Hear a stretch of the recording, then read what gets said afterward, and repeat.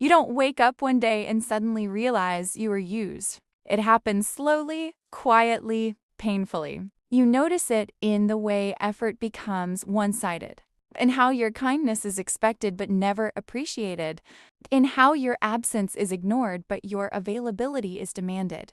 And one day the truth lands heavy. You were never loved. You were useful.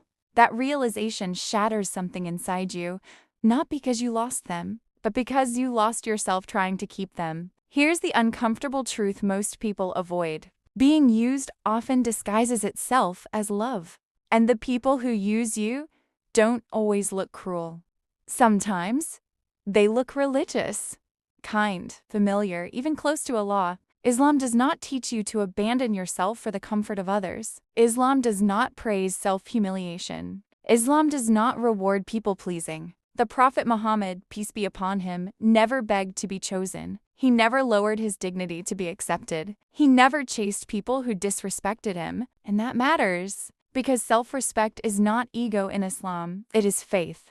When someone only values you when you give, serve, tolerate, and stay silent, that is not love. That is consumption. And Islam is very clear about consumption of another soul.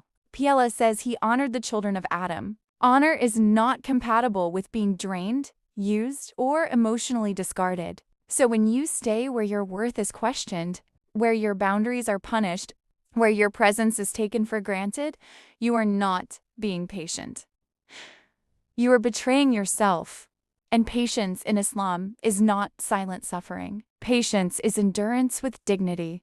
There is a dangerous lie people repeat, that Islam teaches you to stay no matter what. That is false. Islam teaches you to stay with justice, not with abuse. With mutual respect, not exploitation. With peace, not constant anxiety. The Prophet Muhammad, peace be upon him, said that the strong person is not the one who overpowers others, but the one who controls himself when angry. Notice what that teaches us. Strength is restraint. Strength is self-control. Strength is knowing when to walk away without hatred, not chasing closure, not begging for explanation, not lowering yourself to be understood. When you beg to be loved, you teach people that you are optional. When you accept disrespect, you normalize it. When you stay silent to keep someone, you tell yourself that your needs don't matter. Islam never told you to erase yourself for companionship. In fact, Islam teaches the opposite. When Allah becomes central in your life, unhealthy attachments start to fall apart. And yes, it hurts. Because when Allah removes someone, He removes not only the person, but the illusion you were living under. You don't miss them. You miss the version of yourself who hoped. And here's the hardest part to accept. Allah allowed you to be used not because you were weak, but because you were placing your worth in the wrong hands. You expected fulfillment from people who were never meant to carry that responsibility. And Allah, in His mercy, does not let illusions last forever. So He breaks them. Slowly, painfully, precisely, because self-respect is a form of worship. When you stop allowing people to misuse you, you're not becoming arrogant. You are becoming aligned. Aligned with your value. Aligned with your faith. Aligned with the truth that love should not feel like exhaustion. Real love brings calm, not confusion. Real love brings safety, not anxiety. Real love does not disappear the moment you say no. And the love Allah has for you, it does not use you. It does not drain you. It does not disappear when you are empty. Allah does not need you to be useful to love you. He loves you because He created you. So if someone left when you stopped giving, if someone changed when you set boundaries, if someone withdrew when you asked for respect, they didn't lose you. They lost access.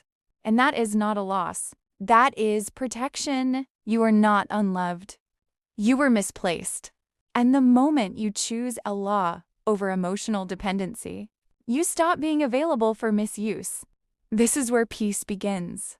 Not when someone stays, but when you finally stay loyal to yourself for the sake of Allah. There is something deeply unsettling about realizing you stayed loyal to people who were never loyal to your dignity.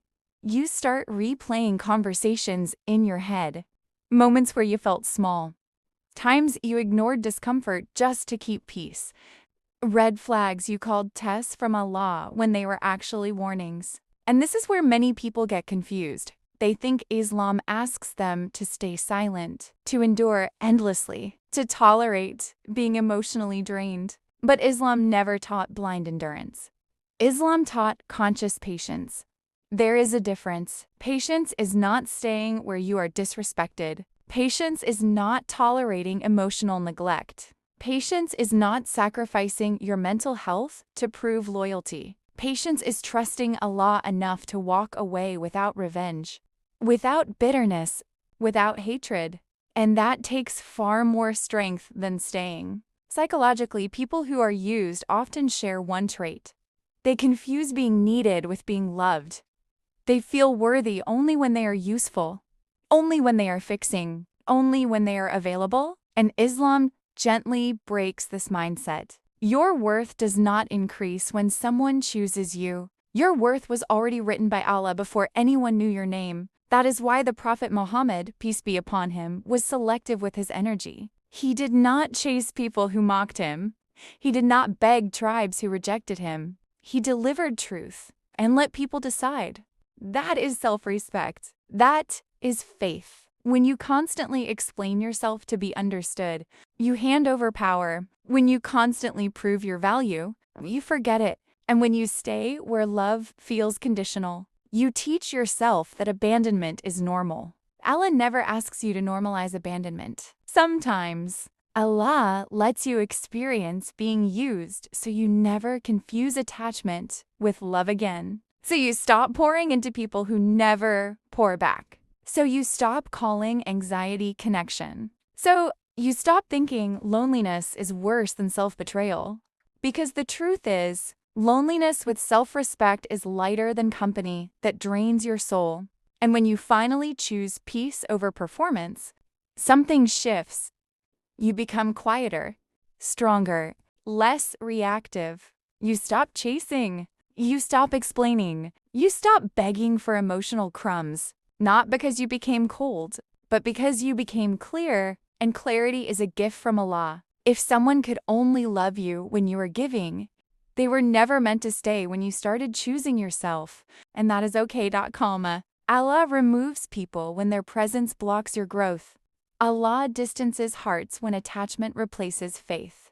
Allah creates emptiness so you finally make room for Him. So if you are grieving the loss of people who used you, grieve but don't return, because what Allah is teaching you now is how to love without losing yourself, and that lesson will protect you for the rest of your life. There is also a painful stage people don't talk about, the stage where you start blaming yourself. You wonder if you asked for too much, if you were too sensitive, if you should have stayed quieter, softer, more accommodating. The self-doubt is not accidental. People who use others often condition them to believe that respect is a privilege, not a right. And slowly, you internalize the idea that love must be earned through sacrifice. Islam corrects this distortion. Allah does not love you because you suffer quietly. Allah does not reward you for emotional self-erasure. Allah does not measure your worth by how much you tolerate. In fact, Islam places enormous emphasis on adl, justice. And justice includes justice toward yourself. You are accountable for how you treat your own soul. This is why the Prophet Muhammad, peace be upon him, warned against oppression, and oppression is not only physical, it can be emotional. It can be subtle.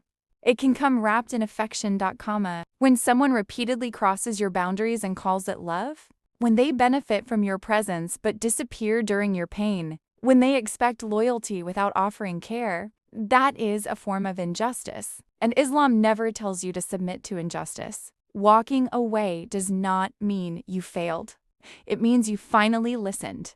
There is also a psychological shift that happens after clarity. At first, it feels empty, too quiet, too still. You are not used to peace. You are used to emotional chaos. You are used to anticipation, overthinking, waiting for replies, reading tone. Peace feels unfamiliar because dysfunction trained your nervous system. This is why people sometimes return to those who used them, not out of love, but out of familiarity. Islam heals this too, through prayer, through remembrance, through grounding yourself in something constant and stable. Allah is not inconsistent. Allah does not withdraw affection to control you. Allah does not punish boundaries. When your relationship with Allah deepens, your tolerance for misuse drops. You stop explaining your pain to people who refuse to understand. You stop offering loyalty to those who treat it casually. You stop shrinking to fit into spaces that never respected you. And here's the part that is difficult but freeing. Not everyone who leaves your life is a loss. Some departures are deliverance. Some people exit because they can no longer access the version of you that accepted less. And that is when you know growth has happened. Your standards rise. Your energy becomes guarded. Your heart becomes selective, not closed, but protected. Islam does not want you hardened. It wants you anchored. Anchored in truth. Anchored in dignity. Anchored in the understanding that love should not cost you yourself. So, if you are in the aftermath of realizing you were used, if you are grieving the time, the effort, the emotional investment, let yourself grieve. But don't rewrite the past as a failure. It was a preparation. Allah showed you what false love feels like. So, you would recognize real love instantly. And real love, whether from people or from Allah, never requires you to disappear. It allows you to exist fully, with boundaries, with peace, with self-respect. And that is not arrogance. That is alignment. This is where healing begins. Not when someone returns, but when you no longer need them to,